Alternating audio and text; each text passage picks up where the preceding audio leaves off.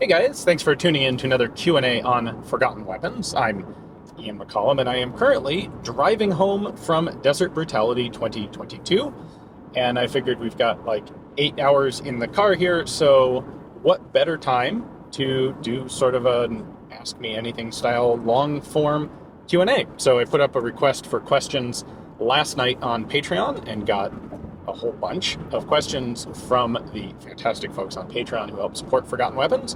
And Jordan, over here next to me, there he is going to go ahead and read off some questions. So I have no idea how long exactly this is going to go. Hopefully you won't get to see me crash the car, but you do get a little bit of a view of gorgeous northern Utah southern Utah turning into northern Arizona as we drive. So let's kick it off. What do we got, Jordan? All right, from Powernap, how do PMCs, I assume private military contractors / companies, handle NFA issues and training? My understanding is generally a PMC will get itself an FFL. There are a lot of companies that are sort of gun adjacent that have FFLs that aren't actually gun shops. So movie companies will have FFLs, auction companies will have FFLs. I guess the auctions are sales organizations, but PMCs definitely have an FFL, and that allows them to own machine guns. In particular, especially if they have like an '07, it means they can just do their own manufacturing and build stuff without needing law enforcement letters, although I would expect, not 100% sure on this. By the way, this Q&A is pretty much all off the top of my head, so I don't have any background research available to do on these questions, but my assumption is a legitimate PMC does not have trouble getting a military, basically a permission slip, a requirement letter for ATF to allow a PMC to buy post-86 dealer sample guns, which they can then use on their premises for training or deal with temporary import-export letters when they deploy, or perhaps to simplify things, leaving their registered machine guns here in the United States for training, and when they deploy contractors, equipping them in the field with arms from whatever host agency is employing them. But they absolutely do have to obey the NFA in terms of having machine guns here in the United States. All right, what are your thoughts on the influx of MP5 copies? 99% the way to HK at a third the price, or is the name worth it? That's a really good question. I haven't handled many of them. I have an SP5 from HK myself, which is, as one would expect, fantastic. I'm aware of the Turkish copies. So there's the, not Zenith. Who's doing those? MKE is Turkey. Yeah, that's right. MKE making them out of Turkey, and I think there's always been an interest because HK is generally a high-priced item. The guns are not under patent protection anymore and haven't been for a long time, so it's like, well, why not make ourselves an MP5? There is, however, a lot more engineering subtlety and nuance that goes into roller-delayed systems than a lot of people may recognize. So it's not just a super simple process of, oh, it's an MP5, we just reverse engineer it and make our own. That can be tricky, and we saw that decades ago with a lot of the American-made clones. From, the famous one was the company's, Bobcat was one of their names, Bobcat Tactical or Bobcat Arms, where they went through like 5 different name changes because their guns sucked. And they'd get a terrible reputation and then just change the name of the company and keep doing it. And they just weren't able to make good, reliable, durable roller-delayed guns. There's no particular reason that someone else can't make something as good as HK, but they're going to have to put a lot of effort into making sure that they've got all the little details right. So I guess time will tell how many of the current crop are able to actually pull that off. All right, from Beef Supreme, great name. Yeah, absolutely. Since you just finished DB, I'd like to hear a list of things first-time attenders should prepare for or at least know about for future matches. Specifically DB, but also shooting matches in general. An excellent question. The very first one is zero your guns. which should be obvious, but apparently isn't totally obvious. Jordan. There are a lot of, I don't fully understand it, but the time you put into getting out to the range and just properly zeroing your rifle and your pistol will pay massive dividends. It's not good enough to know that, like, oh, it's pretty much close. Because especially in brutality matches, you will be presented with difficult shooting solutions, small targets at longish ranges, and especially difficult to see targets. And you're going to have to, like, the difference between, oh, I just have to hold it a little bit left and a little bit low and it's fine. Once you're on the clock and you're panting because you've been running and jumping over stuff, and now you can pretty much make out where that target is, and it's kind of a tough shot. The difference between just put the dot or the front sight on the target in the middle and pull the trigger, and then getting to that point and then having to add in all of your offset calculations because you're not quite zeroed, that makes a really big difference. It's just so much easier if you can put the sight on the target, pull the trigger, and hit. So that's number one. And also, especially, well, with rifle and pistol both, set your zero, know what range your zero is at, because bullets drop, and so if you're perfectly zeroed at 50 yards, you are not going to be perfectly zeroed at other ranges. So take some targets out to different ranges and find out, okay, I zeroed my rifle for 50, because I've got a big sight offset, that means I'm also zeroed at 200 or 225, find out what it is for you. But then what if I have a rifle target at 10 yards? Where do I have to hold? Because what if we had clay pigeons at Desert Brutality this year. So if I need to hit a clay pigeon at 20 yards, where do I hold? If it's just a clay pigeon on the dirt, that's not that big a deal to figure out on the fly, but sometimes it's a target with a no-shoot around it, and your first shot may hit the no-shoot if you're not sure what that zero is. And the same thing with long range. Especially if you've got something with a lot of drop, like perhaps an AK, zero at 50, figure out where you are at 100 and at 200. So when you get those different range targets, you at least know what sort of offset you need to hold on to. Beyond that, try your kit out. Make sure that everything stays on the kit when you do various physical activities. If you can't jump up and down, crawl under something, climb over something, if you do that and your pistol falls out of its holster, that's a DQ. That's really bad. We saw some things like people getting floppy equipment that was hanging off their belt caught on an obstacle that they were climbing over. That's something that you can tinker with ahead of time and make sure that all your kit is squared away and you can run in it, you can crawl in it, etc. Make sure all your magazines are reliable. Again, it makes a huge difference on a stage. If the magazine is potentially unreliable, don't bring it. Find one that you know is going to work 100%. And it'll just save you so much headache. That real big advantage, especially if it's your first match. You've got enough other stuff that you're trying to deal with. Don't make faulty equipment part of it. So I guess I would round this out by saying, if it's your first Desert Brutality match or first two-gun match, or until you're really comfortable with a match style and you've done a number of them, don't try to bring something that is quirky and fun. Bring something that is basic and reliable. So don't bring a Mauser and a Luger to your first Brutality match. Bring an AR and a Glock. And once you're comfortable with the shooting and you understand the match environment and you're not trying to figure all that stuff out, then you can add in the extra difficulty of, okay, now I'm going to do this whole thing with a weird platform that I have to think about more. Anything comes to mind for you, George? Do some burpees. Find somebody with a kettlebell and swing it around a little bit just to get used to the movement. And other than that, you nailed everything. Okay. Definitely good call on the kettlebell. Yeah. Brutality matches will always have a Casarda drill where you are throwing a kettlebell. So at least you don't necessarily have to go out and become a world champion kettlebell thrower, but at least understand how to do that. knowing how to throw it and how to throw it without hurting yourself is an important thing. You don't want to dislocate your shoulder doing the Casarda drill, have to go to the hospital, get it set, and then come back and finish the drill. Yeah. When you could have just spent 5 minutes at home figuring out how to throw it without hurting yourself. Yep. All right. Josh Bowman asks, what are your thoughts with ketchup on hot dogs?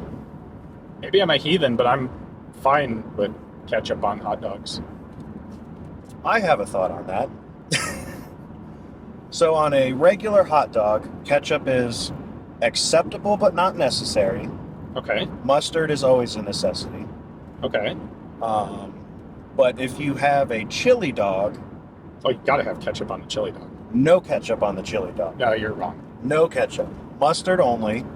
No ketchup, because most chilies that you'll throw on a hot dog have some sort of tomato paste based. You don't need extra ketchup. No, but it makes them better. Jordan's wrong. So now we're going to move on to the next question. So Kurosawa FTW7 asks, with your participation in so many brutality events, do you consider yourself a competitive target shooter or more of a passive participant in the sport? I consider myself more of an enthusiastic amateur participant in the sport. I do a lot of brutality matches, but if I were going to consider myself like a professional competitive shooter, it would be incumbent on myself to actually like practice a lot more than I do.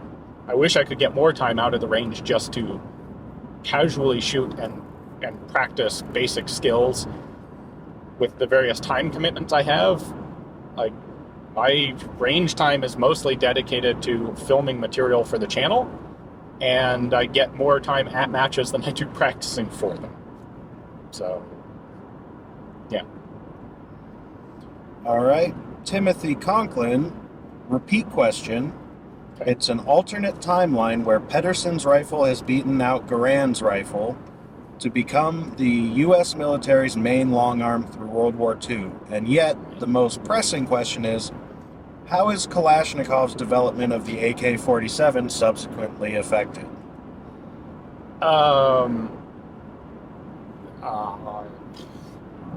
It is true that Kalashnikov was definitely influenced by the design of the M1 in many aspects of the AK, but since we're talking alternative timeline, I'm going to posit the idea that perhaps if Pedersen beat out Garand, then perhaps Sudayev doesn't die at the age of 46, and Sudayev actually defeats Kalashnikov in the Soviet rifle championships, and if it weren't for the Garand, the AK never would have been a thing. It would be the AS. I like that answer. RGB, could iteration on the Reising have made it more capable as a field weapon? Yes, absolutely. One of the big problems with the Reising was the fact that it was accepted with sort of minimal, really rigorous trials, and it was accepted straight out of the factory in its civilian manufacturing configuration. More iteration on the design could very easily have made it a completely parts interchangeable gun, and that would have resolved, I think, the biggest single military problem with the Reising, which is the Marines cleaned them as groups and were interchanging parts. And if that hadn't been a problem, the Reising would have had a much better reputation overall. There are also some relatively flimsy bits on the Reising. The rear sights are not particularly robust. That's something that absolutely could have been improved with a little bit of back and forth iteration. The finish, guys complained about the finish being a little wimpy when it came to rust prevention, like as in like the guns would rust overnight in a foxhole. That's something that could definitely have been improved. There are going to be some issues with the fundamental mechanical system of the Reising that are a bit harder, but I could see the possibility of designing in a dust cover for the Reising. That would go a long way to help prevent dirt from getting into that not quite a locking recess in the top of the receiver. So yeah, I think the Reising could have benefited quite a lot from a longer development cycle or a longer testing cycle with the military. And if that led to a 6-pound closed-bolt, reliable, like, heck, maybe you can, with enough development, you could have had it running from double-stack magazines or at least a better single-stack magazine, single-feed magazine. You could have had a really good subgun in the Reising, I think.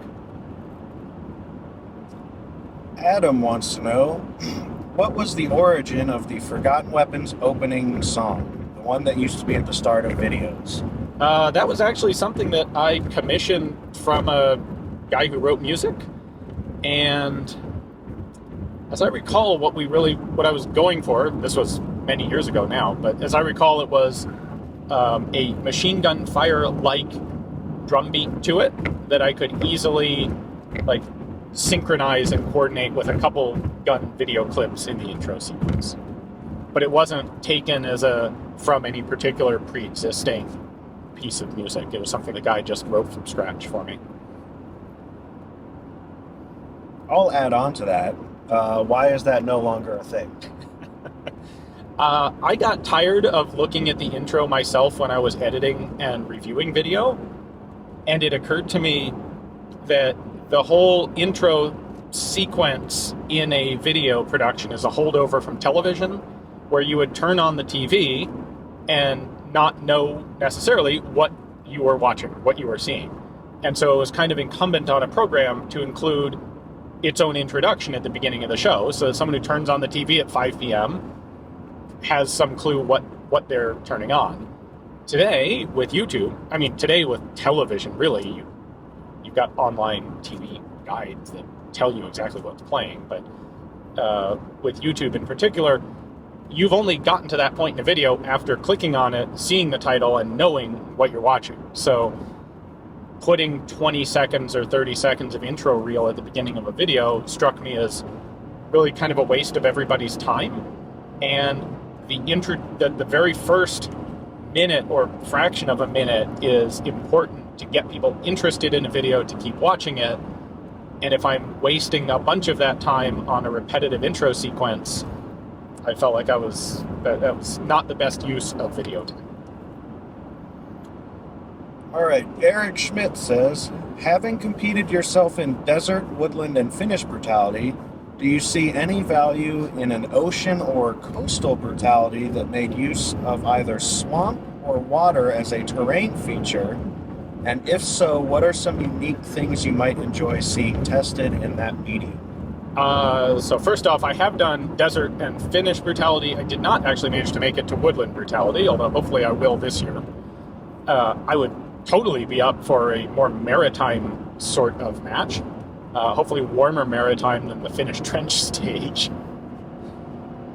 I think it could be really interesting to have firearms actually submerged and have to deal with that. How do you clear the water out of the gun? Do you need to?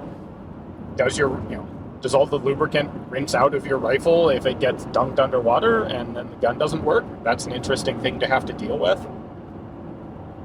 I don't have a lot of specific ideas because I haven't thought about it much in advance, and I don't really live in a place with a lot of aquatic environments. But I would absolutely be up for trying that out. I think all sorts of unique environmental situations are a great recipe for an interesting match. All right, Lord Bacon wants to know, when do we foresee the arrival of significantly lighter optics? Many LPVOs are frankly rather heavy for the performance they are delivering. I frankly have no idea. What I do know about material science and development doesn't really extend into the optics much. I would think perhaps if it became possible to do polymer lenses in a way that was, they got you the same sort of optical clarity as glass, that would be a good way to reduce weight. Especially variable power scopes have a bunch of different lenses in them. And that's going to, as long as those have to be glass, that's going to be a fair amount of weight that you just can't avoid. Same thing with the metal tube. You can go to aluminum to a certain extent, but that leaves the thing fragile. I don't know. I don't have a good answer for that one. I'd say digital. Ooh, I don't know. It wouldn't work well, but it could be lighter. Oh, well, because at that point you're just projecting a screen, basically, and everything. You're not using glass and magnification of the glass. You're using a digital camera, basically. if you're willing to accept it not working well and Yeah. needing batteries, then But the perhaps, question yes. isn't, is it going to work better? It's how do we make it lighter? And we make it lighter by making it worse. You can get a really light 1x scope by duct taping a paper towel tube to the top of your rifle. Yeah. All right, Connor Murdoch. Hi, Ian. Hi, There we go. Connor. I'm curious about your thoughts on an alternate history scenario. Oh no, another one of these. What if the U.S. adopted the T-48 FAL instead of the M14? Okay. Would the FAL have been would the FAL have the same production issues as the M14? Also, how would this affect the adoption of the M16 and the 5.56 cartridge? Would it happen later, at the same time, or not at all? So first half, there's no way to say if it would have had the same production problems as the M14, but it certainly could have. We would have been licensing production of the FAL, and depending on who it went to and how they were set up, it absolutely could have had just as much problem as the M14 in production. As for that impacting the eventual development of the M16 and the 5.56, I'd say it would have no difference whatsoever. I think in practical, in utilitarian terms, the military actually using the things in the field, the M14 and the FAL would have been essentially interchangeable. They both have exactly the same realistic issues, which are reduced ammo carrying capacity, heavy recoil, heavy cartridges, lack of controllability and full auto from the shoulder, and all those things that led to the M16 being adopted would have been exactly the same with the FAL. To add on to that, I think something that might be missed out on an alternate history scenario is this instead of that. You still have the third guy. And the third guy is Eugene Stoner making the AR-10. That's true. So maybe the AR-15 would have come about a little bit later. Instead of it being because the M14 had so many problems, maybe it was the T-48 FAL with its super adjustable gas system having issues in Vietnam instead. Yeah. But I think the timeline still would have squeezed down into where we are today. Yeah. The light cartridge really makes a lot of sense, especially with most of today's other logistical and operational doctrines. And I think it would come about regardless. Maybe a couple years later, but Eugene Stoner's still hiding in the corner, and he's going to get his way. All right. So Walter Soseby, You can just go with first names. Walker, where do you see the AR and AK platforms in 50 years' time? Will they be further developed into new age combat rifles, or will they be looked at as relics from a bygone age? I think they'll still be pretty relevant combat rifles in 50 years. We had flintlock guns for a very long time without much fundamental change to them. I think a lot of the really paradigm-shifting firearms technology developments have been essentially unpredictable discoveries, not so much the result of long-term development of a concept.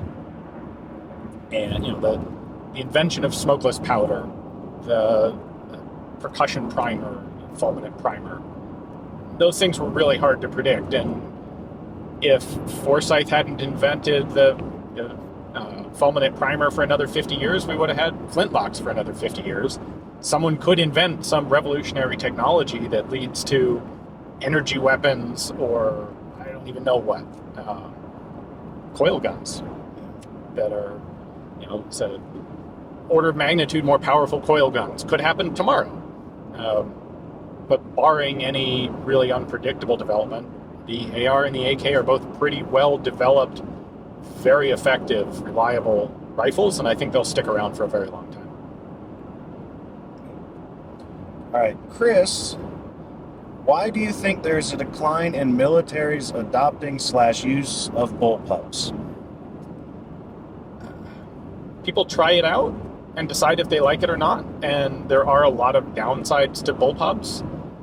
A lot of the upsides, I think, turn out to be a little less relevant than people expect. So we saw a bunch of countries adopt them in the 70s and 80s. Probably also a bit of an element of people wanting to go with the common proven technology, especially as fewer and fewer countries want to have their own domestic self-supporting arms industry. You don't have a Saint-Étienne or a Nexter Giat making guns in France. You don't have a national, you don't have RSAF Enfield making guns in the UK anymore. And so when they look to an outside company to supply guns, they're kind of looking to not a least common denominator, but something that's going to be very widely popular. And it's easier to be very widely popular with a conventional design than one that's controversial. And so you end up with like 416s for everybody. All right. Walter, second time asking. During World War I, a number of countries developed versions of their bolt-action rifles with extended magazines. None of them seemed to retain them after the war. Why not? Because extended magazines on bolt actions don't really give you any benefit. They let you load more ammo to begin with, but your actual rate of fire doesn't really change, because stripper clips with more than 10 rounds of rifle ammunition, you kind of hit a limiting, diminishing returns. The Swiss pulled it off with 6, but generally speaking, 5 is about the limit for clips that are going to be easy enough to actually use. The rounds aren't going to just fall off the clip in transit. And so if you have a 10-round magazine, yeah, you start with 10, but as soon as it's empty, you now have to load 2 5-round stripper clips, which takes you basically the exact same amount of time as someone who loads 5, shoots 5, loads 5, and shoots the other 5. Everything except the immediate, first use of the magazine, you really get no speed advantage from an extended bolt-action rifle magazine. In theory, you could if they were detachable, but this is a time period where the detachable magazines are seen as too expensive, too complex. Then you have to issue them to a bunch of guys. You're adding weight to a soldier's loadout. Stripper clips are a really light way to carry extra ammunition. And so all of the extended trench magazines just die off at the end of the war because they're not actually all that practical. You also have a damage issue. That's true. You have they are a more 20-round single stack mag sticking out from the bottom of your G98. In the trenches in World War II, that's great until you have to go over the top, and then you trip and you fall, Boink. and it right angles itself, and then you no longer have a working magazine. Yeah, to be fair, they were basically all double stack. But it does expose something to damage that, with a basic 5-round magazine in a bolt rifle, it's essentially impossible to damage the thing. Yeah. You have no issues going prone, or maneuvering through obstacles. Yeah. All right, James, how much effect does a shorter barrel length have on rifle effectiveness at range? Is the move from the M16A2 to the shorter M4 partly to blame for the trouble the U.S. military had fighting at longer distances in Afghanistan? I'm going to have to plead a little bit of ignorance on this one. It definitely has an effect. You absolutely have reduced velocity when the barrel is shorter. But what's the practical implication of that? Yes, it reduces the effective range of the rifle because it's going to, if nothing else, it's going to reduce the distance at which the bullet stops being supersonic, at which point you generally have a lot of accuracy issues come up. But even for an M4, that's still many hundreds of yards out. I don't think it's that big of an issue, but there's certainly a possibility that I'm missing some important elements. That's the best I can do on that. All right. Jacob wants to know, the FG-42 seems like the perfect LMG for World War II. Why didn't it get further development during and after the war? Ooh, I'm going to take issue with a bunch of elements of that question. Oh, yeah. So to start with, why wasn't it developed more after the war? Largely because it was stupid expensive. It was a limited production gun. It was really expensive and time-consuming to make. And that right there, like, it's not going to be the top of anyone's list. And I think part of the reason it's not the top of anyone's list is that gun had some really significant downsides. So it was a combination, a compromise style of weapon that was supposed to function both as a service rifle and a light machine gun because it was for paratroopers and they're limited in what they can carry. And the idea was maximum firepower, compromise sort of do-it-all weapon, which means it's not going to be a great gun either as a rifle or as a light machine gun. And it's definitely not great as a light machine gun. The barrel is quite light. The bipod is very flimsy by light machine gun standards. 20-round magazine is kind of typical for the era, but the ability of the FG-42 to deliver sustained fire is extremely limited by its very lightweight barrel. Also by the number of magazines that paratroopers are going to be dropping with. It's not really all that well set up as a crew-served gun. That's a big part of why you see top-mounted magazines, is so that your assistant gunner has super easy access to change the magazines while the gunner stays on the sights and the trigger. And that helps you deliver effective, accurate, sustained fire. It is interesting that the concept of the select fire shoulder rifle was explored by a lot of people after the war, with things like the FAL and the M14 and the G3 all being select fire capable. And in a way, a select fire FAL with a bipod, which describes an awful lot of the ones that were used in the 50s and 60s, kind of does all the same things that an FG-42 does. And what we found is that they don't make a very good support weapon. The bipods are flimsy, the sustained fire capability is quite limited, and countries mostly decided to limit those rifles to semi-auto use only and adopt a separate weapon as a support weapon. So the British retained the Bren guns in 308. It didn't even bother making the FALs full auto. The US has a light machine gun version of the M14. That's the M15 or M14E2. And they pretty quickly ditch it and replace it with the M60, designed to give much more effective supporting sustained fire. Who else? The Germans did it. The Germans kept MG3s alongside their select fire G3s.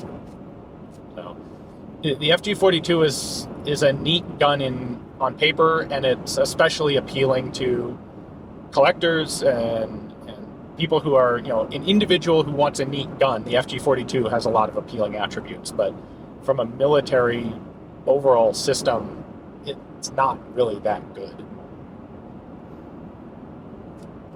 Now, correct me if I'm wrong, but the M60 operating mechanism is based off of the FG-42.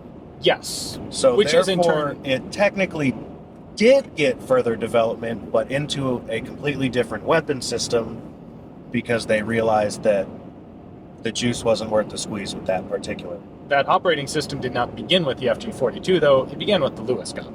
So I'd prefer to say that the M60 is an evolution of the Lewis gun.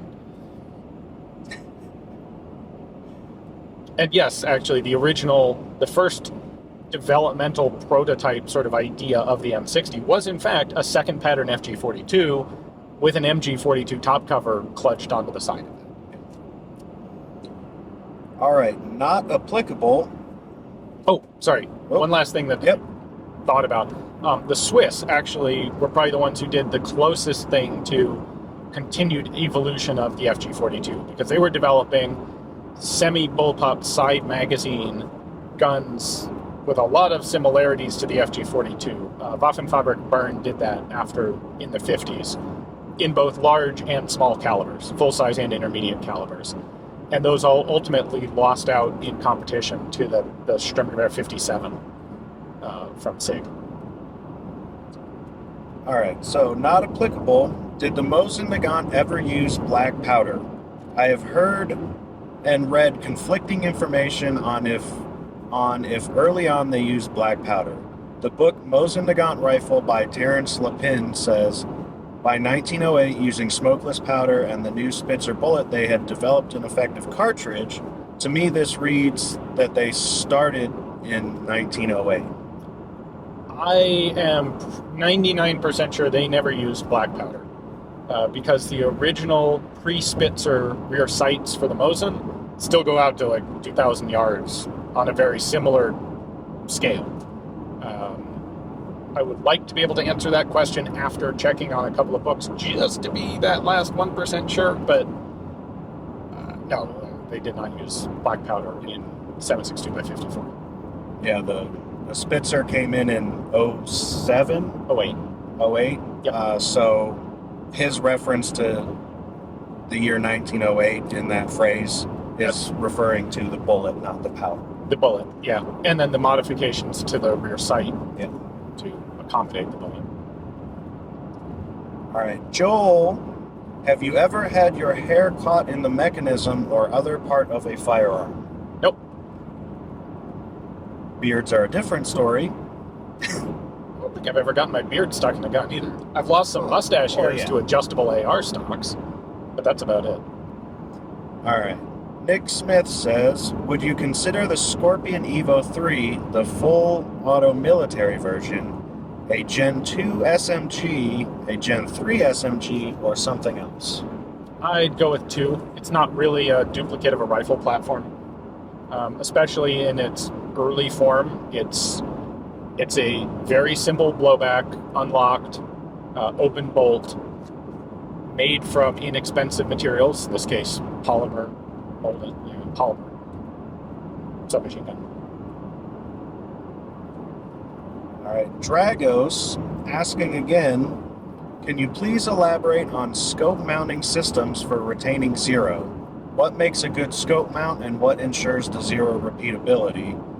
For example, after watching your video on the Luxembourg FN-49 sniper rifle, it seemed to me that it had a weird and ineffective scope mount system, but you mentioned that it retained zero very well.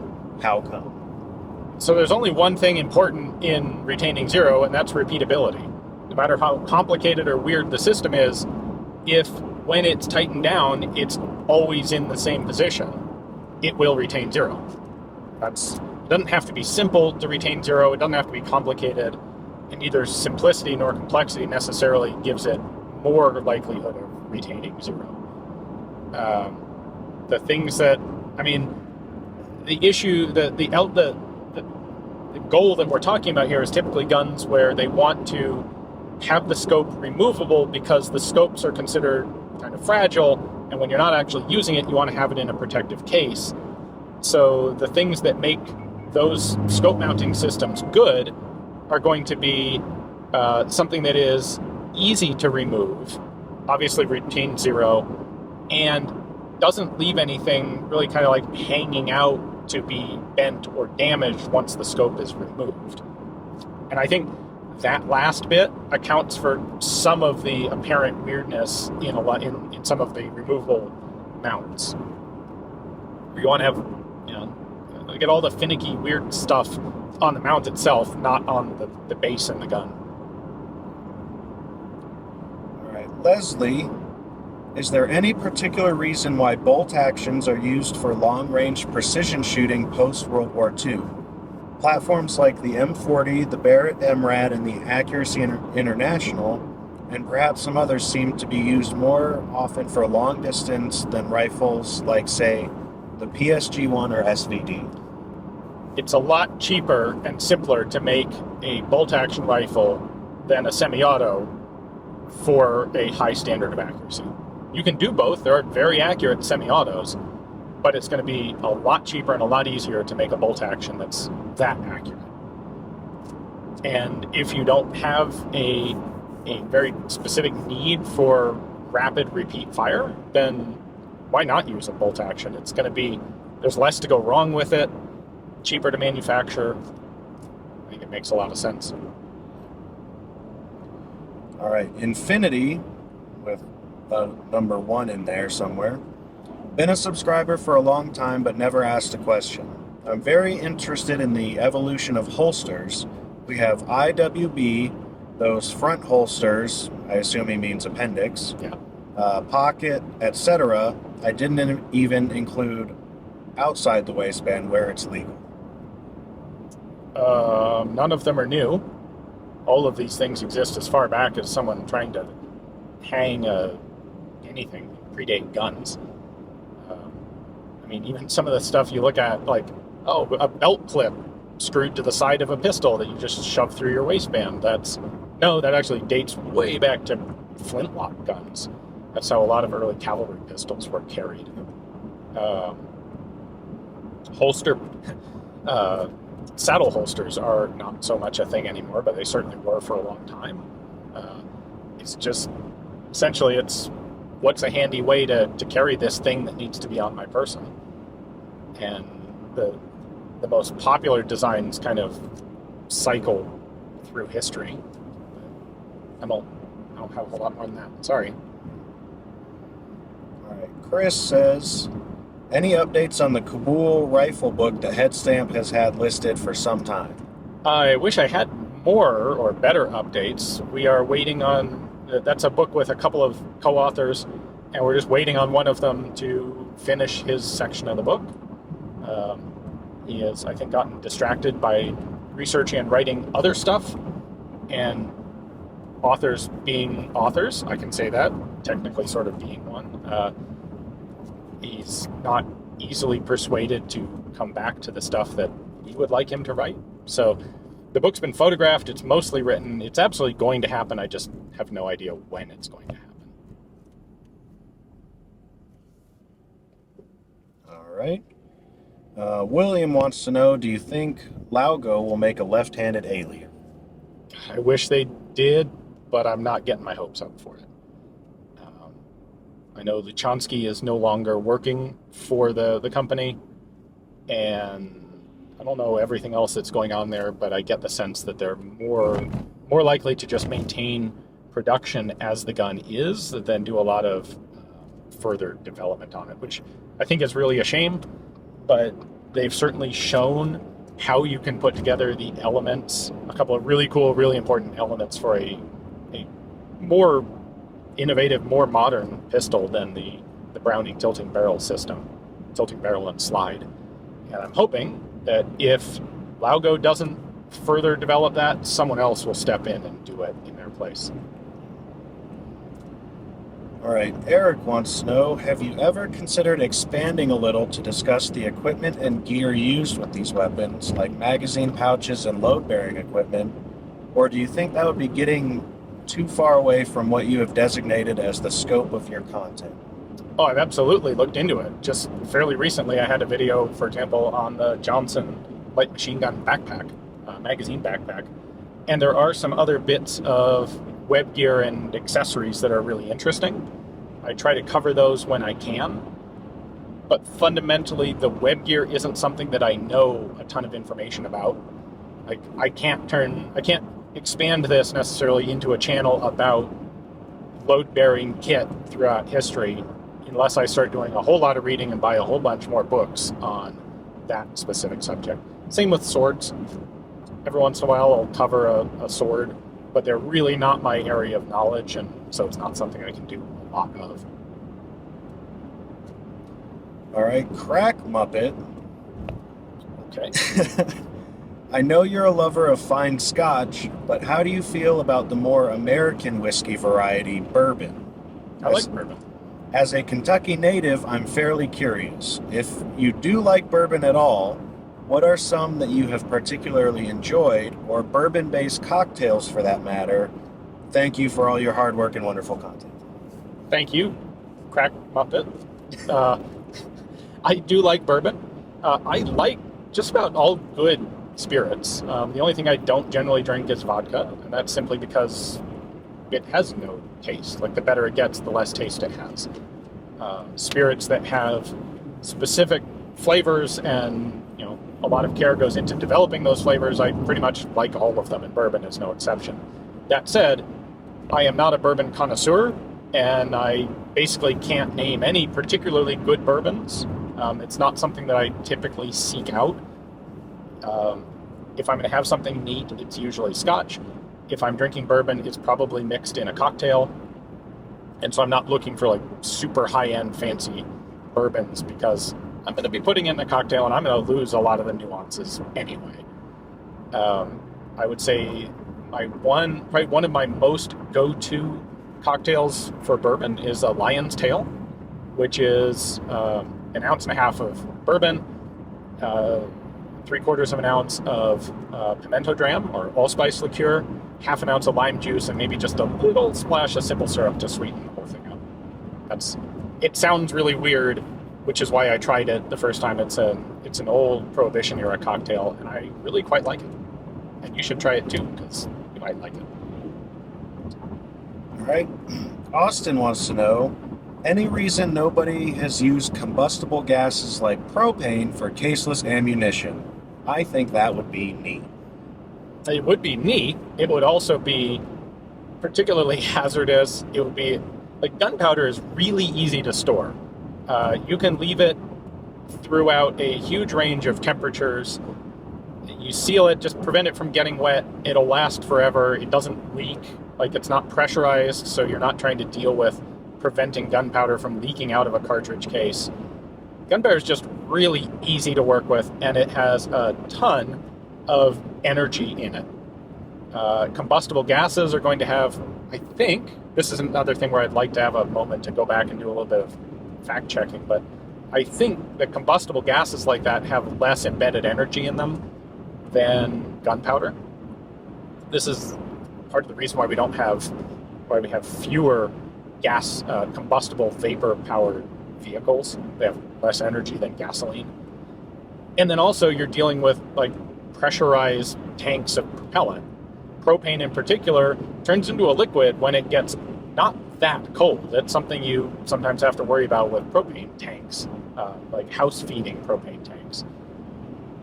If you go up for some Arctic testing and your propellant has all turned to liquid and doesn't ignite the right way anymore, and that's a problem. So, not a practical solution, but it certainly would be neat. All right. Luke wants to know, with the Ukraine conflict at the moment, do you think the XM5 is a good platform to be adopted with the new round? I think immediate current events should not really be taken into consideration when developing a new rifle platform like the XM5, with the exception of like massive technological developments where a small kinetic bullet is clearly no longer a good idea. But if it's just specific tactics of a particular war, it's going to take you 10 years to properly vet a new rifle platform, and you don't want to be trying to do that work and shift focus on the basis of what's happening in the next 6 months. So I see no reason that the Ukraine conflict should impact the development and rollout of the XM5, whether they end up giving it to every cook in the Navy or giving it to nobody and abandoning the system. All right, Falling Steel says, it seems you have all the facts, names, dates, and serial numbers at quick reference in your videos. Is there a sign behind the camera with an outline for the videos, teleprompter, or intern-held cue cards? Some of those things would be nice. I do not script any of the videos. What I do typically do is I will research a gun in question in advance of the video, and I take notes on the video subject, and that's partly so that I have them to reference again. Before I start filming, I'll just kind of do a quick scan through my notes to solidify very specific details like dates, patents, names, and such in my memory. But just the act of writing down the notes is very helpful for getting it into my head. Basically, I don't have the time to pre-script all the videos, especially when I'm filming at a museum or an auction house. I'm going to be going through 4 to 6 guns in a day, and it's just not practical to try and script all those videos out in their entirety. So I am fortunate. Really, the thing that makes it possible for me to do the channel the way I do it is that I'm pretty good at being able to go over all of the relevant information, keep it in my head, and spit it out in what is hopefully a fairly comprehensible and engaging narrative. All right, Windwalker 57, time travel question. You're going back to World War I and taking weapons with you. What primary weapon, any gun you could carry and fire, and sidearm, any weapon you could wear in a holster, would you take, given that you have to use ammunition available at the time? So if I'm going back to World War I, that means I'm going to be with the American Armed Forces, or possibly I don't think it possibly the specifies. French. It doesn't say which side you're going on. It just says you're going back to World War I. But if it's me, Yeah. probably Americans. Americans either acting independently or, there were American volunteers fighting with the French and the British. So my ammunition is going to be either American, French, or British. And based on what I know in retrospect about World War I want something that is capable of delivering high volumes of fire at relatively short ranges. I'm not interested in taking a bolt-action rifle, maybe a light machine gun, or maybe more of a PDW sort of thing. And to be honest, what kind of jumps out at me as being really appealing would be a VZ61 Scorpion. 32 ACP, which the French used extensively. All of the Rubies were in 32 ACP. And a Scorpion's an awful lot of firepower in a very compact belt holster package. I think that would be my sidearm of choice. And then for a long arm, there is the two roles I can see being the most beneficial would be either a light machine gun or a long-range precision rifle, either of which you can do in OT6. OT6 would clearly be my choice because in a precision rifle in particular, I don't want to be using 8 lapel, and there's no good options anyway. And I don't really want to be using 303 British either. So I think it'd be OT6 in a bolt-action rifle with a bipod and a really good scope, or a light machine gun, or medium machine gun perhaps. A 1919 A6 would be an interesting thing to take. There are Brens made in 30-06 that the Italians used after World War II. That could be an interesting choice. One of the most useful things you could take would be something like a multi-shot grenade launcher, but you're not going to be able to get any ammunition for that. So I think my gut feeling, would be a really good precision rifle in OT6 and a scope, and a Scorpion on the belt. And if I can avoid jumping into any trenches, I will, because that's how people die in really large numbers. And the snipers get to sit back in relative, not safe places, but more safe places, and do their best not to get exposed and seen. I agree with the Scorpion. Okay. But my take on the rifle is, since it's ammunition available at the time, I'll go with something like a Yugo M76 and a Mauser. Well, that's an interesting thought. A 4-power scope is good enough for the distances that you're going to be handling, and you also have irons. So in case you get close, and you have a semi-automatic 10-round magazine Okay. rifle. Yeah, I can see that.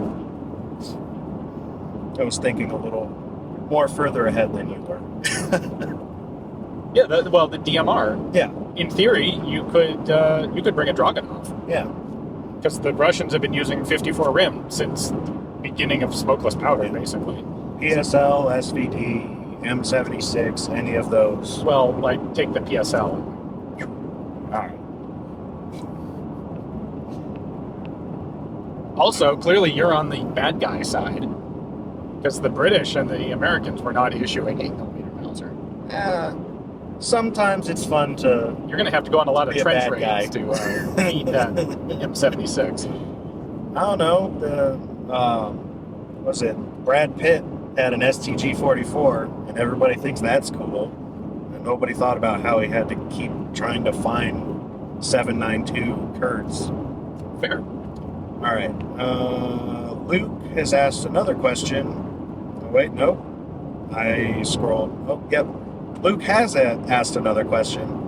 If there was a situation and you only had the choice of picking one of two submachine guns, would you rather the Australian Owen gun or the German MP40? The Owen.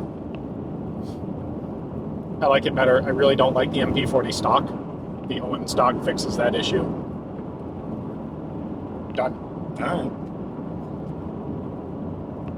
I am not even going to try and pronounce that Harry Potter-looking name. It starts with a V and ends with an X, so it's magical. Vercingetorix. That's it. A leader of Celtic tribes in the Roman period. Okay. No. So kind of Harry Potter. Oregon is enacting gun control, and a part of that ban is a ban on magazines over 10 rounds unless you own them prior to the ban going into effect. Outside the obvious Glock and PMags, are there any relatively common magazines that would be good to have on hand for older guns just in case I want to expand my collection in the future someday?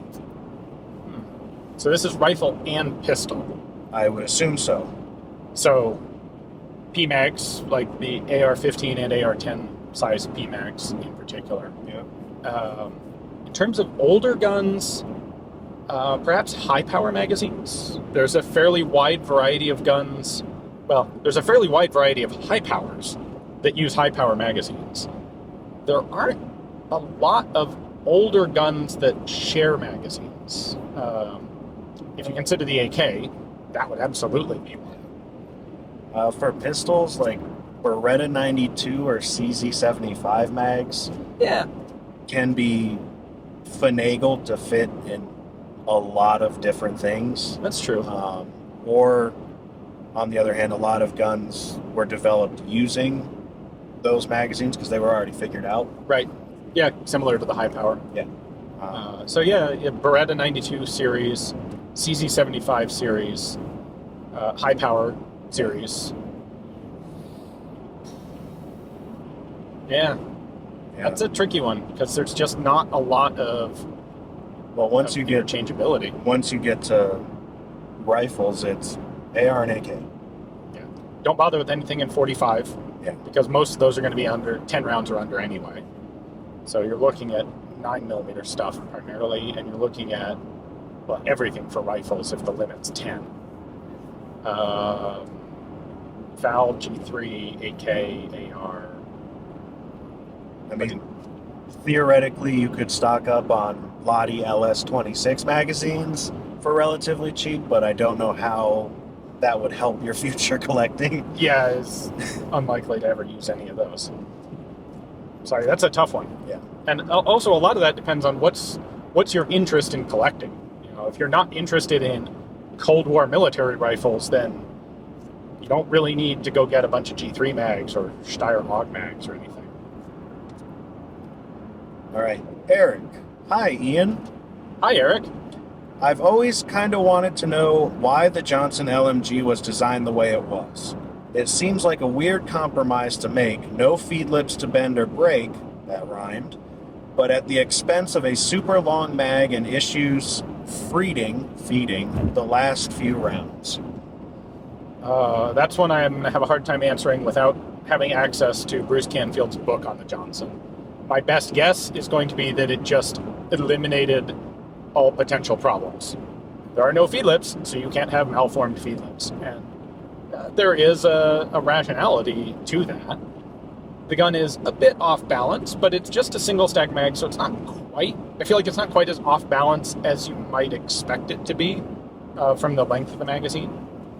And I think Johnson was also a freaking huge dude, and he just may have overlooked the balance issue because he was huge and strong, and it didn't really make any difference to him. There's publicity photos of Johnson out there shooting the Johnson light machine guns offhand with one hand stretched out like a braced pistol that are kind of nuts.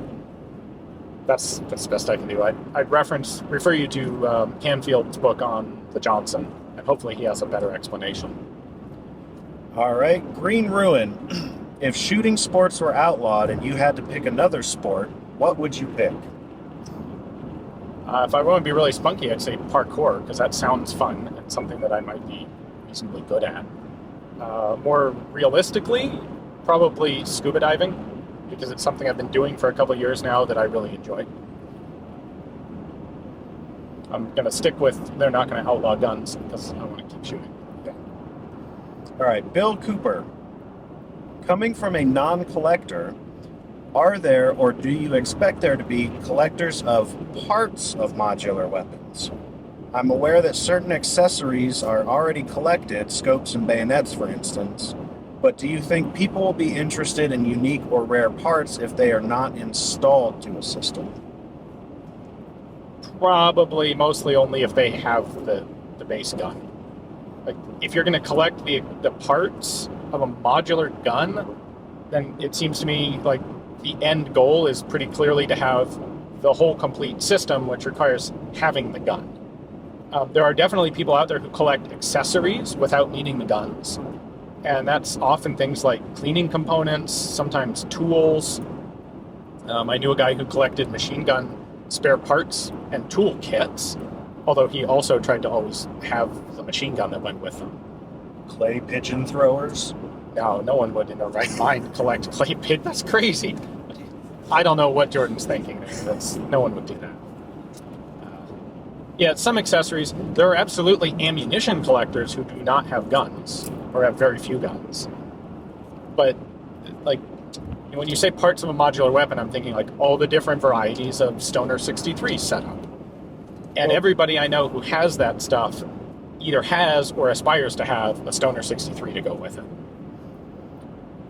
Well, I think the same thing until I get to the last part that says unique or rare parts if they are not installed to a system. Maybe I'm reading that wrong, but it seems...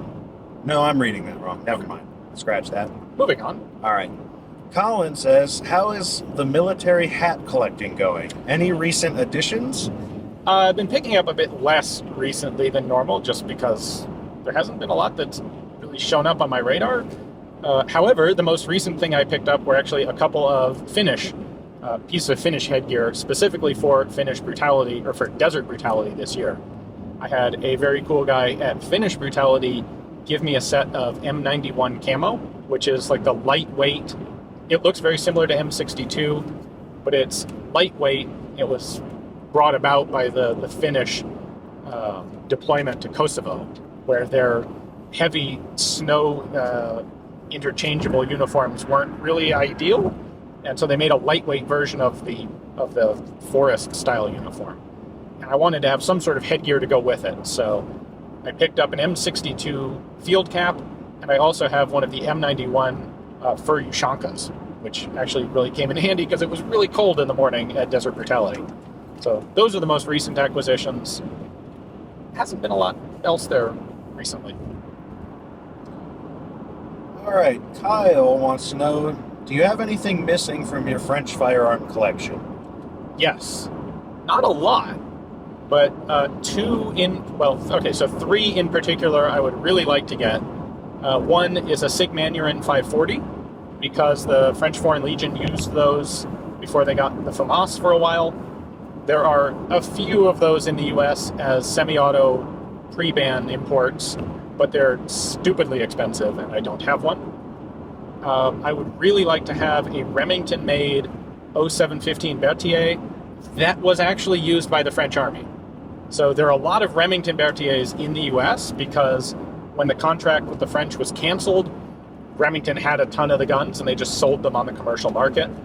There were about 8,000 that were actually accepted into French service, and I'd really like to get one of those. And then I don't have a Lebel sniper. Those are also very hard to find. Outside of a couple of French museums, I don't think I've ever found one that's actually completely legitimate. The French Army tore them all apart and put the rifles back into just standard rifle service, kind of like the Soviets did with a lot of their 9130 PUs. So the best Lebel snipers that I've found have been all original parts. Like, it's a real scope, a real mount, and a real rifle, but they are not serial number matching because they were reassembled after the fact.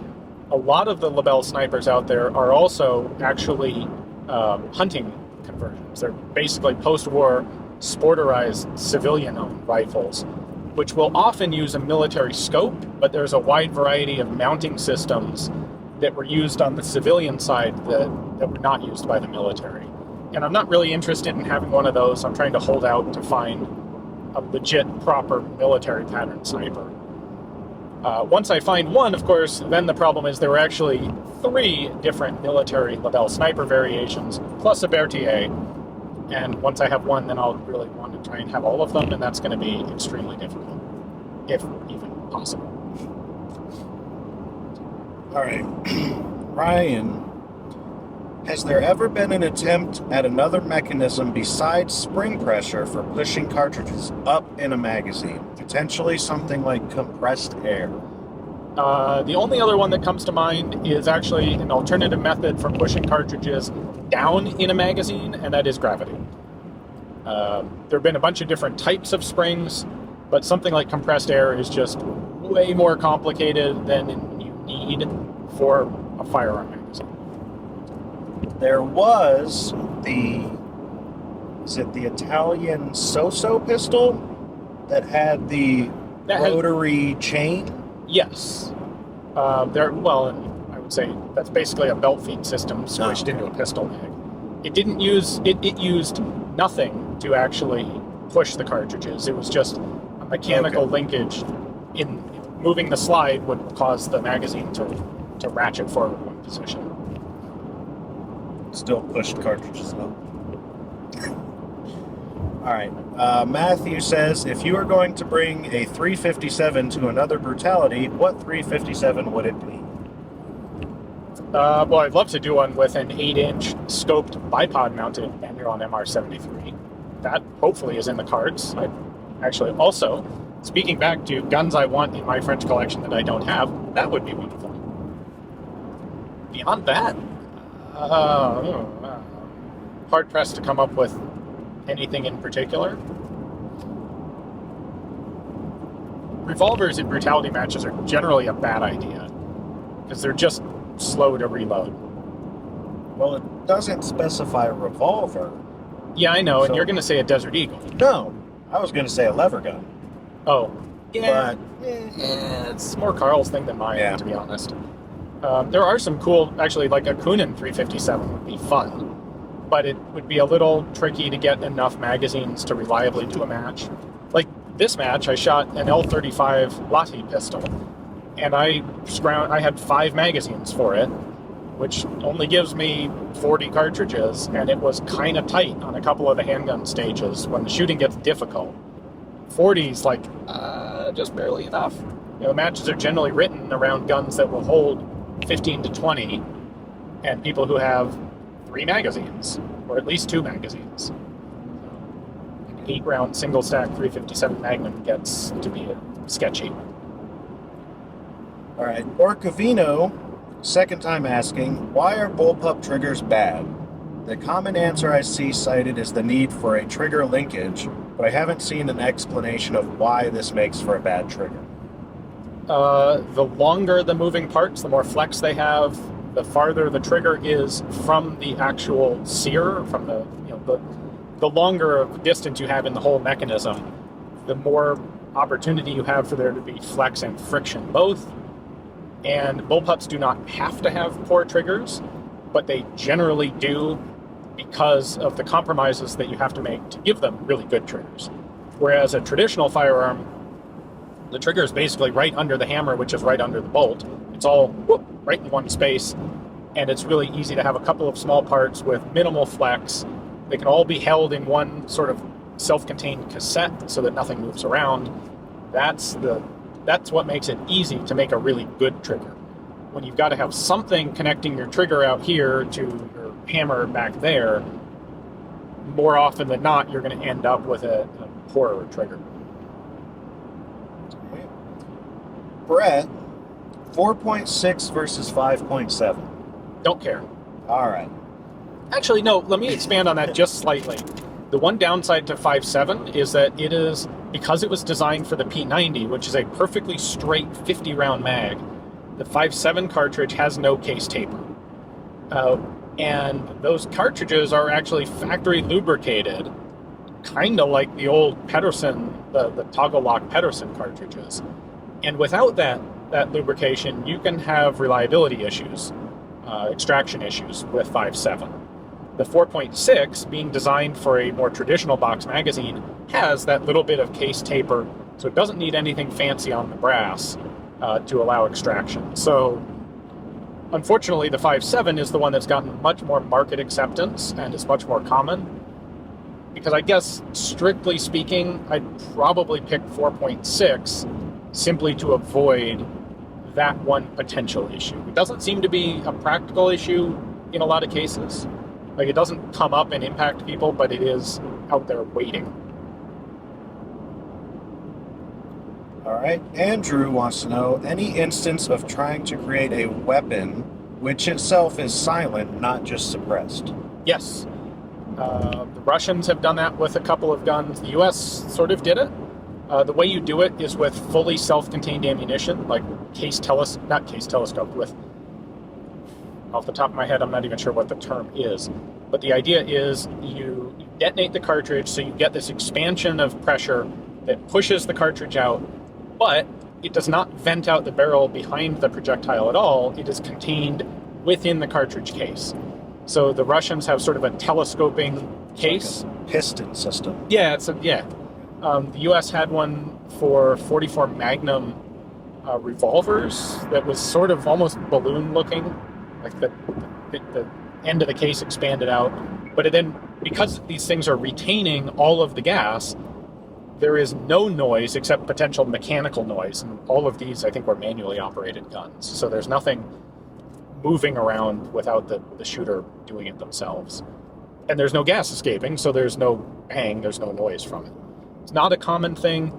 It is limited in its practicality because that's a lot of pressure that you have to hold and contain, which limits the velocity that you can get and the bullet weight you can get. The Russian ones are sneaky Spetsnaz sorts of things that duplicate 7.62. I think they use a 7.62 by 39 bullet, so that the wound, the impact, if someone goes and finds the bullet, it looks like an AK round, not some Spetsnaz James Bond agent's double-barreled silent Derringer. I've got articles on Forgotten Weapons about a couple of those cartridges, actually written by Max Popienko. So if you're interested, I'll have links down in the description. I think HK did the PS11 or something, that like 4-barreled thing. They have a 5-barreled. It's an underwater gun. Okay. Slightly different.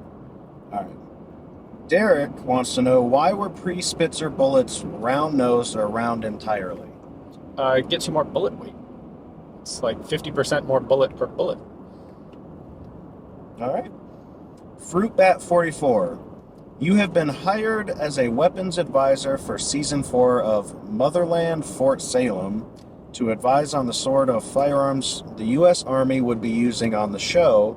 The catch is the show is set in an alternate reality where since 1692, magic is the primary weapon for fighting wars, so firearms development has been stymied. So we have this question because I've seen you ask it several times, and I've not done it because I don't have a good answer, and I figured I'd address that this time. And the answer I have is, I've never seen the show, and I know nothing about it, and I can't really come up with a hypothetical to incorporate magic, so I've got nothing. Yeah, sorry. I think I'd learn how to use magic in that hypothetical scenario. All right, Shrieking Muppet, why do you think 45 ACP is becoming less popular? 9's cheap. 9's what's in most development. The competition, all the various competition venues are really focused around higher round count, and 45, I mean, you can't effectively shoot 45 competitively in basically any major sanctioned competition event because you are at such a capacity detriment to the 9mm guys. There's been a lot of development of 9mm self-defense ammunition, and much of the stigma of 9mm is too weak to use for personal protection. Much of that stigma's gone. and 45 is it's something that appeals out of sentimentality a lot. There are things it's good at, but not enough of them to really drive a lot of market development from companies making guns. So they don't make much in the way of 45s, and so then there isn't as much ammunition available. People aren't designing recreational activities around 45. It's kind of a vicious cycle. All right, David wants to know, why do all early SMGs, other than the Thompson, have that big gap between the grip and the magazine? I mean, I know it's where the bolt goes back and forth, but designs before/after then have the grip and mag well close together, so why was that popular then? The thing that you get with having the grip farther back is, this actually, I think, goes back to the bullpup question. You're talking open bolt submachine guns, and the way that they function is just a sear that lifts up and locks into the bolt. Well, that's going to be done when the bolt is at the full rear point of travel. And so if your trigger's at the back, then you can have a sear right next to the trigger that reaches up and locks into the bolt when it's locked open, ready to fire.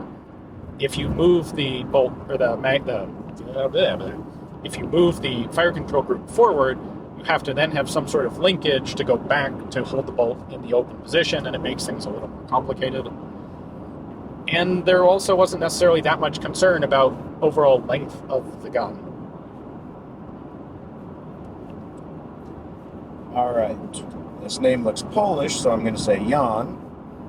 I'm not an American, so I know the Civil War issue mostly from movies and YouTube videos. What was the most common type of long gun, or rather most common technology during this war? Am I correct that it would be in a time when systems seemingly quite far away from each other in the level of development would be used? Were there still muzzle loaders while lever action guns were available?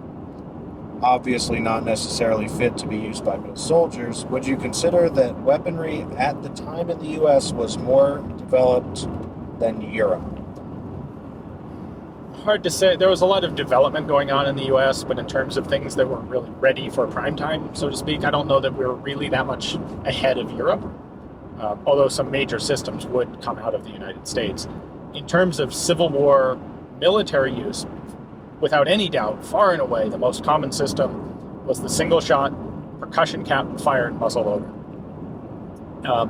There were a lot of early cartridge designs that were in development, and a lot of them were used by the United States, the Federal Cavalry Services, where it's really kind of hard to reload a muzzleloader on a horse.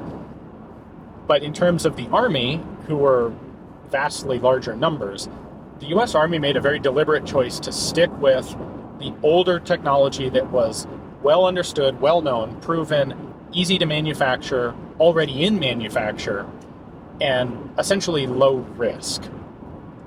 And so, yeah, you've got everything from early Henry lever action rifles to gajillion different kinds of breech loading carbines. But the vast majority of the fighting was done by old-fashioned muzzle-loading, single-shot, 58 caliber percussion guns. All right, David says, are there any other niches that high-pressure rounds like 30 Super Carry and 277 Fury could fill? Nothing really comes to mind. I mean, the reason that they're high pressure is so that they can get in the case of the XM5, it's to get a very high velocity in general. In the case of 30 Super Carry, it's just to be able to get a good velocity out of a very short barrel. The intention is not to have, it's a high pressure peak that drops off, so that you can still get that bullet up to velocity out of a 3-inch barrel. I don't know. Sorry, I don't have a good answer for that. All right. Mike 94551, a friend of mine wants to go to France in a couple years. Are there any places you recommend we visit? They don't have to be museums or historical sites. I like France. I've been to France a number of times, but I'm not really a good French tour guide because, What you need to do is find someone who's lived there for a very long time, who knows all of the stuff, and especially all the relatively unknown places that someone like me hasn't necessarily heard of or found yet. I would say Fort Vaux is definitely worth seeing if you're interested in World War I. That is one of the forts surrounding Verdun. It's not the biggest. Fort Douaumont is the biggest and the most popular. The thing about Douaumont is it was never actually fought inside.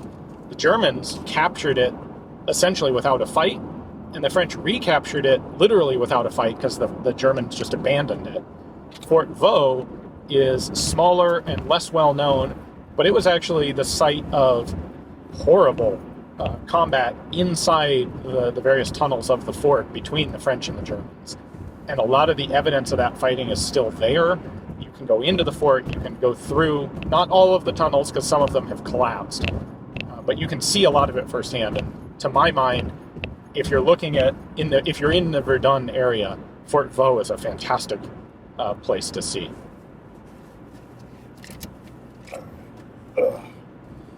All right, Robert wants to know if you've thought of doing more collabs with Othias. His revolver project would be interesting.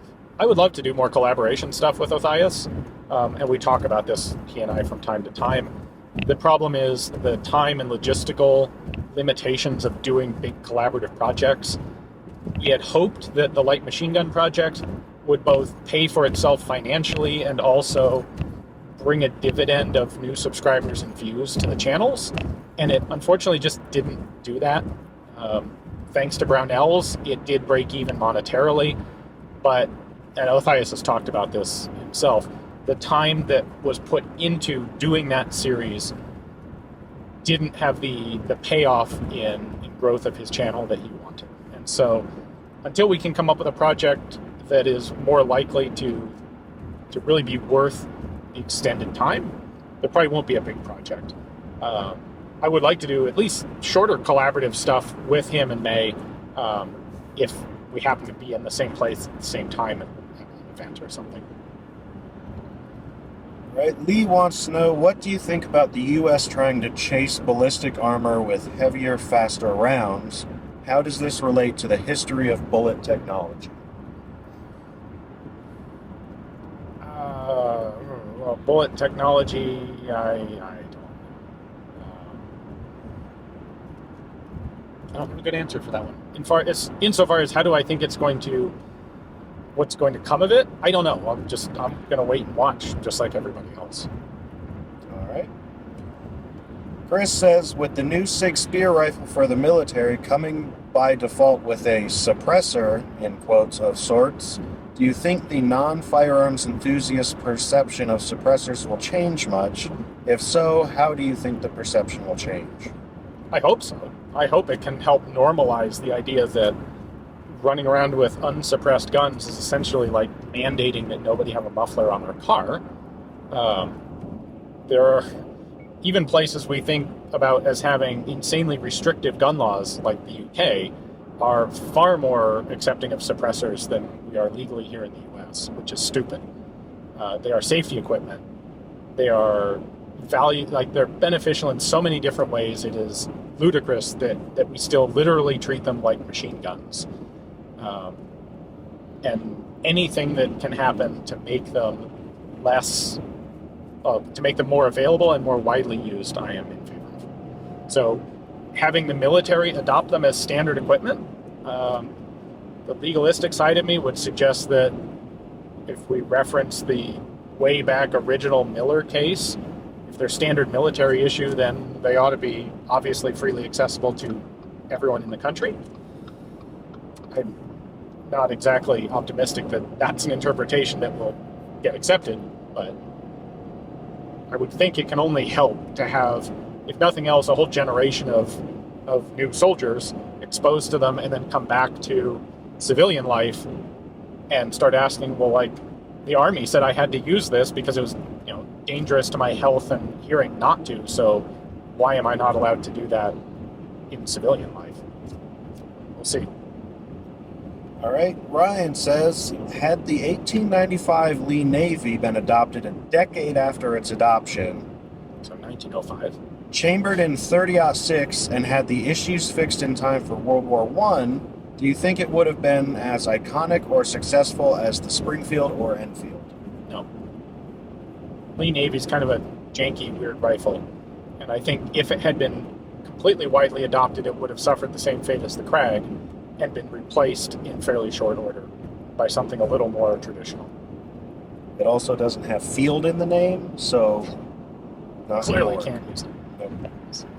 All right, Bryce wants to know, do you like the Kel Tec Sub 2000? I am totally ambivalent to the Kel Tec Sub 2000. I don't own one. I'm not really out looking to get one. I have no problem with the existence of the Kel Tec Sub 2000. Folding guns are kind of neat. Othias has totally tricked out Kel Tec Sub 2000 that I don't like because it doesn't fit me and it hits me with brass. All right.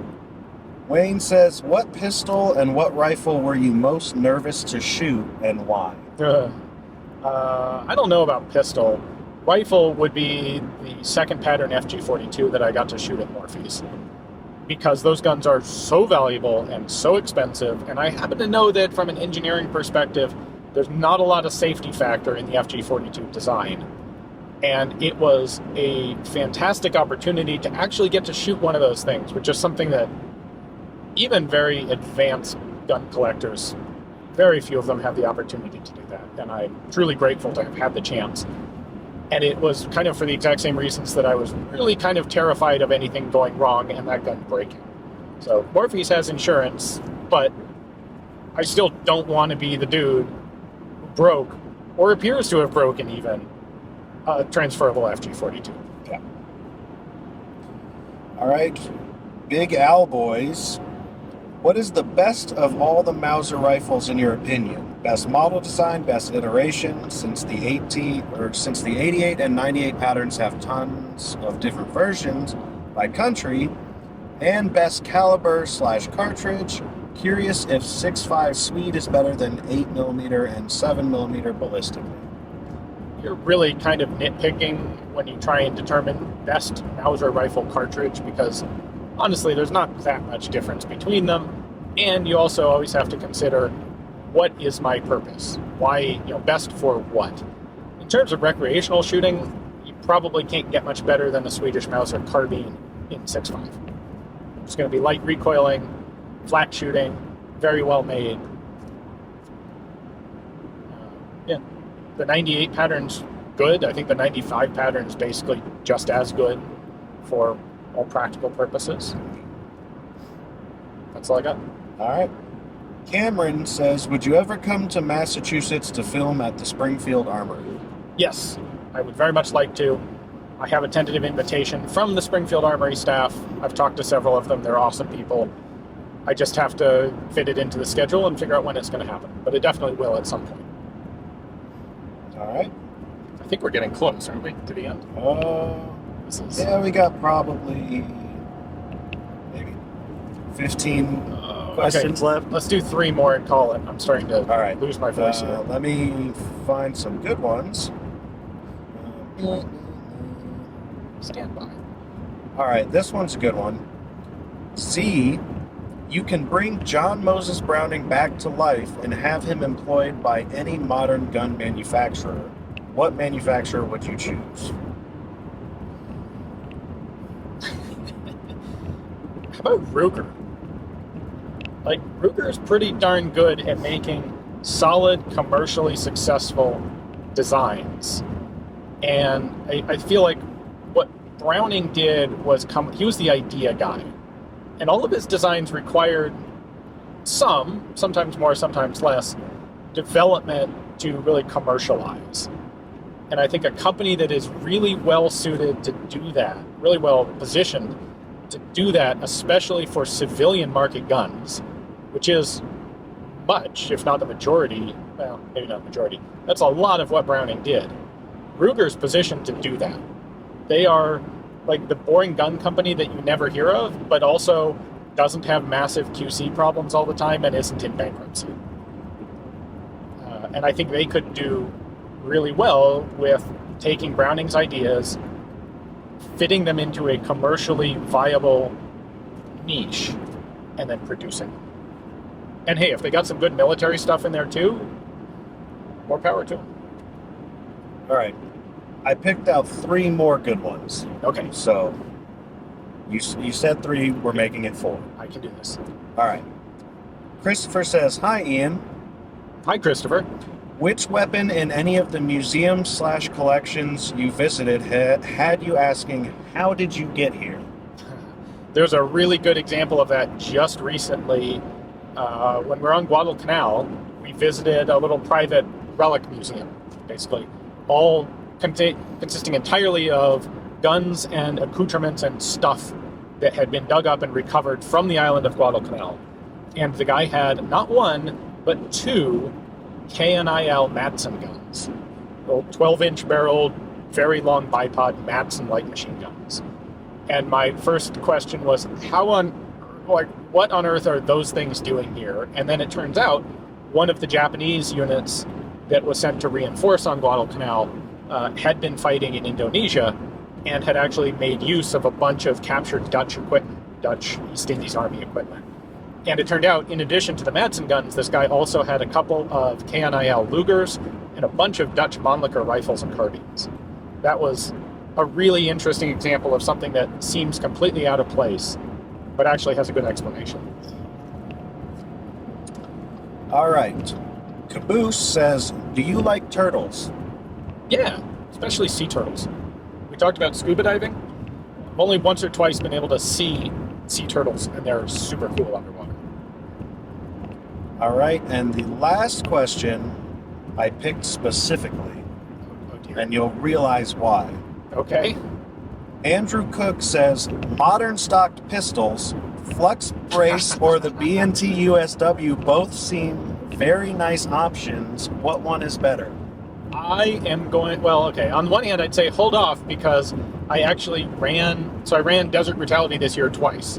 Once with a Valmet, and once with a SIG USW. And that video is going to be coming shortly. I guess now I have to post this Q&A before that video because it's coming up soon. But I will have a full set of thoughts about the USW from that video it's a lot more than I want to try and do all in this format. However, there was also a guy at the match who did the whole thing using a Glock Flux Raider braced pistol rig. I think he actually did a little better than me overall. The Flux it's a little bit bigger. The USW fits pretty nicely into a concealable, compact, out-of-the-way holster. The Flux and the USW is also very much shootable as a pistol without opening up the stock. The Flux is a little more dedicated to being the sort of PDW platform.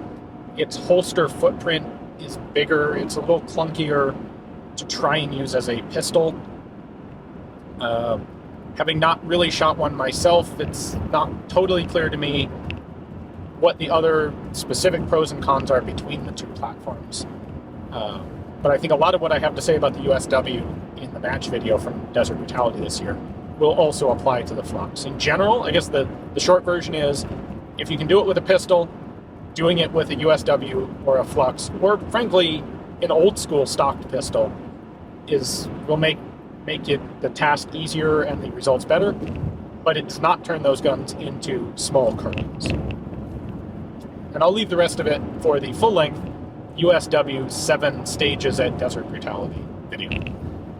And now, after looks like about an hour and a half, I think I'm starting to lose my voice, and we need to stop for lunch here at some point coming up. So I will say adieu. Thank you very much to all the folks on Patreon who contributed questions to the Q&A. We're going to continue doing Q&As generally as longer, single questions addressed in single videos, but figured this was a good opportunity to do the old style of long form, many question Q&A and give you a little bit of changing background. We are now well into northern Arizona and out of southern Utah. Anyway, thanks all for watching. Hopefully you enjoyed it.